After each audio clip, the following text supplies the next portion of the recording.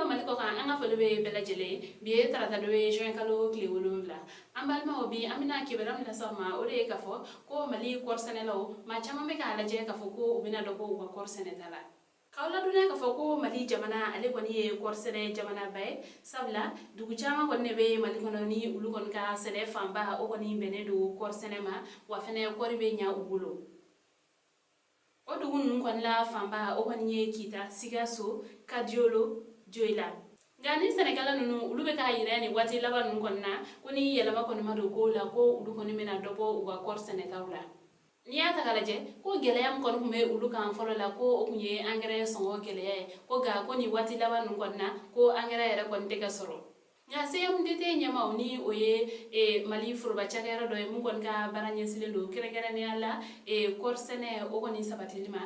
ula yire ka foko engrais kon tena dese Senegal la nga kajolo Senegal jekulu ulu koni farala nyonga ni ka haklina fale ke ulu koni kunga jete mine folola unye ayere ka fako hectare ba bina ningelen ko ukon mena ore dugukolo sene korla nga jete mine ko fe ukrana ka ayere ka fako ukon mena dobola ni ka bla hectare ba bisaba ni shegi nyogona la ko sabla ko angera munbe ubulo ko ote la bolike di Senegal nun ka fola ko angere ton hagiam be ulugolo ko oye banani ko ga ulugo ni mago be ton hagiam na ko oye batan fly o sawela ko ulugo ni be nyana fleli ke fukata foko ni juin kalo en dokera ula ko ni ulugo ni ma angere ko ni soro ina fa aka kan jugamna ko ulube dobo wa korsene tala